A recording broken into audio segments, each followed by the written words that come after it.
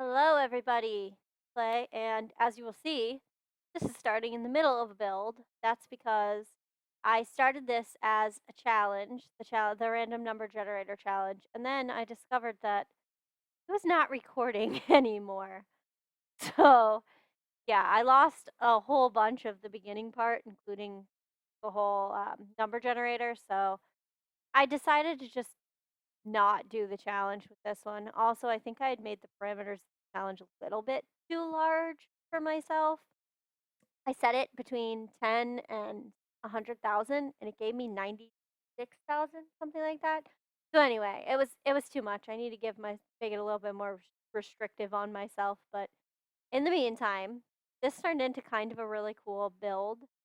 I put it in this neighborhood in Windenburg. I believe I put it in Windenburg. And I ended up, it's near the Goth's house, and I ended up feeling like it fit really well with the neighborhood. I put it in this dark brick. I named it Paradise Peak. And yeah, I just kind of ended up with a 70s influence.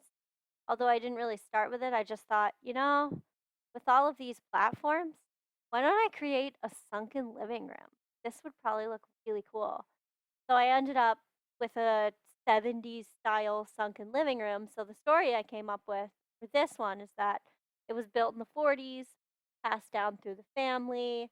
Guy's son fixed it up in the 70s, and that's why you'll see more of the 70s inspired decor. It's because when he renovated it, he made it up to style for the 70s, and then it's just remained in the family for all of that time. So when I do actually create the family, the son, Charles O'Reilly, and actually put him in there as an elder and have his son be the father of this family. And it's just been passed down from son to son and give him some kids. Then I'll take you guys through this family. So this took me a little bit to get it spaced out the way that I needed it to be, where I could have that table in the middle without it blocking anything. But I really, really liked how it ended up, the sunken living room. I want a sunken living room in real life with the conversation circle. I know some people find them awkward and tacky and they show up on all those uh Etsy or Zillow Gone Wrong and stuff like that, but I think sunken living room cool. And I tried to make it look aesthetically pleasing. I ended up with red at the end of it. I thought it was very fitting to the wall. It's all kind of dark. It's in a lot of blacks, whites, and reds, but it matched. I thought it looked nice. You guys can be your own judge, but I really dig how this looked with the red couches and the giant chandelier over the fish tank coffee table. Maybe these people are really into fish. Who knows? Because I put another fish tank in a later part of this build. But anyway, having the little nook, I wanted that chair to fit so bad and to put a little breakfast nook because we had a breakfast nook at at my house at one point when I was a kid, and I thought it was really cool. Although it was kind of a logistical nightmare for everybody to actually sit at it. It was right up against the wall, and you had to kind of scooch in. That part was slightly less fun. Sorry, I found a hair on my leg. So yeah, I mostly did room by room with this one. Sometimes when I do a build, I kind of go all over the place and go by item, but with this one, I meant more room by room, other than obviously this part where I'm doing the initial building. And I really tried to make good use of platforms in this one because I think it'd be really cool to have multi layers in each room in a house that I owned.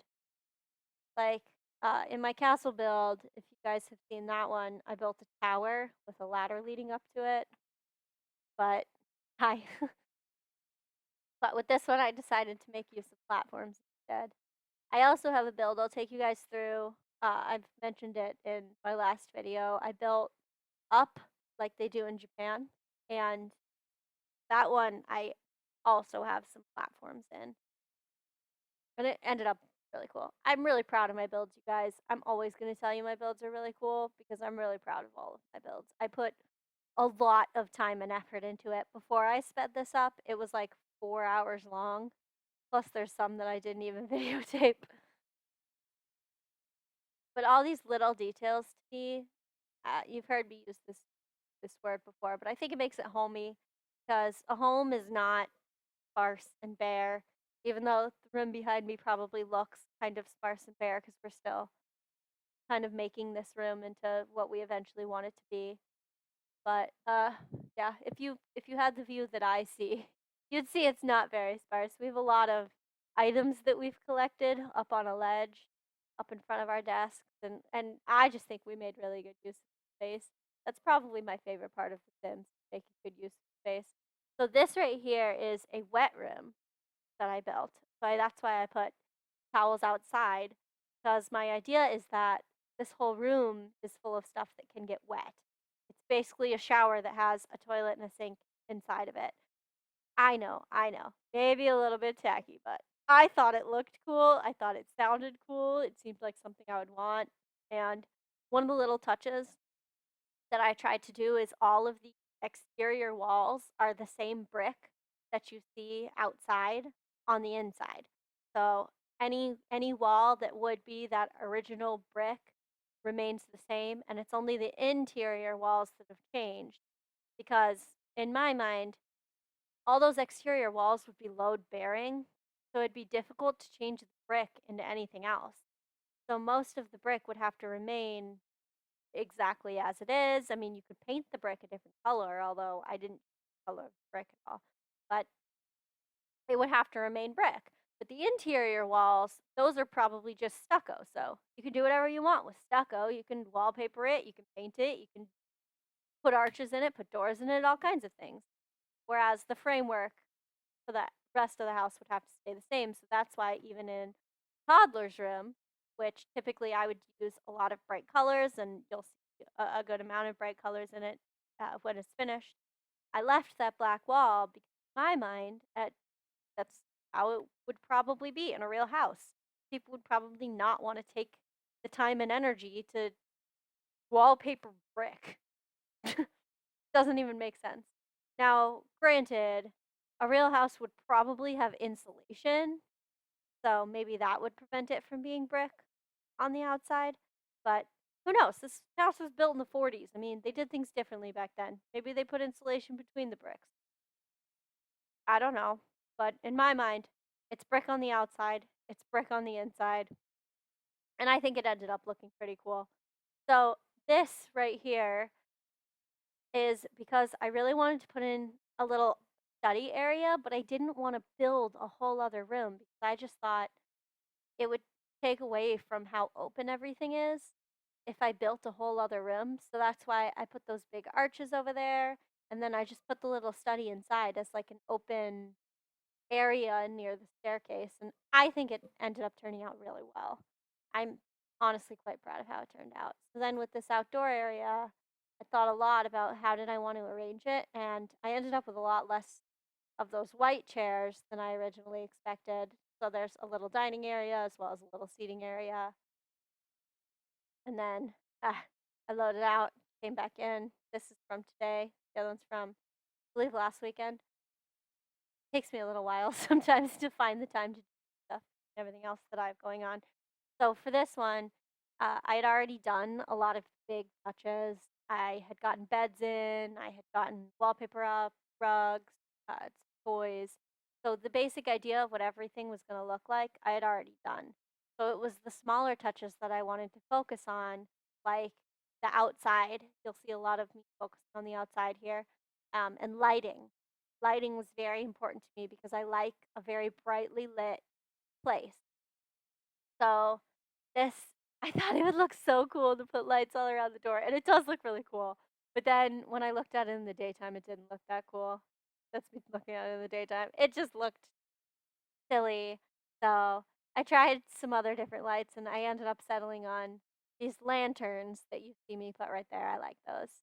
And then I was thinking about how did I want to light this path, and I came upon those dividers and thought, well, I'm probably going to put in a fence anyway, so why don't I connect the fence to the dividers? Put a little garden on the side and have them just be very, very privacy conscious. So that's what I ended up doing. I used Alt Tab to get the dividers to go kind of right up against the fence. It's almost exactly against the fence after all my playing with it. It's like just slightly off, but not so much that anybody can through. And then typically I don't ever do the outside with any gardening stuff. And if I do, it's very minimal. But it was very important to me that this one have a garden because, you know, I like gardens. And also, I had found that light and thought this would be a really cool thing to put in a garden. So I did end up using move objects when all was said and done. But for this original part right here, with just the flowers on the ground, I actually didn't have to use move objects. So if you feel like making a cool flower garden, you don't have to use move objects. Use the square plants and you can overlap them to make it look like the flowers are all growing together. But for me, I mostly just wanted that I had kind of a basis to put all my other flowers down upon so that it just looked really, really, really flowery. And I put it all within the parameters of that gate and ended up with a really cute garden in my mind. And then here I wanted it to be very dark stone. So I ended up getting rid of the jump thing because it looked tacky to me. And if you know from my last build, I like to use the black pebbles on the bottom. I also really like to use the sand on the bottom, but I don't think I've done that in any of my houses very recently. I just, it's what I want in real life. I think it'd be so cool to have a sand bottom or a pebble bottom in my real life pool, and it would be a saltwater pool because they're easier, or maybe like a, I don't know, they make some that are basically a pond, but there's systems where it cleans itself. And saltwater is one of those ones where it's a little bit easier to keep clean. They also like some people. I've watched a lot of pool TVs, and some people get it all set up where like there's a fish tank that creates its own filter. I don't know. I wouldn't know how to do all that, and in a Sims game it wouldn't be possible. But in real life, I really want my pool to basically clean itself. I think that would be really, really cool. Like I'll do what I need to do to keep my pool safe, but how cool would it be if it itself? You know? I mean, really having sand on the bottom of a pool is not actually that practical in real life from what I've heard because it gets into the filtration system and it doesn't it like cloudies up the water. It doesn't actually work as cool as it would in a Sims game. So probably in real life I would go with pebbles because it's kind of like a fish tank and pebbles would get stirred up. It might get caught in a filter. You know what, guys? Who knows what I'm going to do with a pool in real life because the chances of me building a pool and having the money to build a pool at any point in the next 10 to 20 years is not very likely. So I guess we'll just have to wait and see. But in the meantime, this was me finishing up that garden and putting finishing touches in the bathroom, in the house, little touches, artwork, the things that make it a home. And we're nearing the end of the build. So I do want to stop and say if you enjoyed this, like and subscribe. I'll keep doing builds. Tell me what you want me to build, if there's any challenges you want me to do, if there's any ideas you want me to go off of, if there's like a build that is in the game or in the gallery that you really think I should renovate and make my own. Let me know. If you have any ideas, let me know in the comment section because I would love to build what you want me to build. I love building in The Sims. That and making up backstories for my characters, probably my favorite part. I really love that stuff. So this was me trying to show you guys the rooms, but I kind of forgot that if I put it in fast speed, you wouldn't really be able to see, so that's okay. Anyway, I'm gonna end it here. Like and subscribe. Yeah, love you. Bye.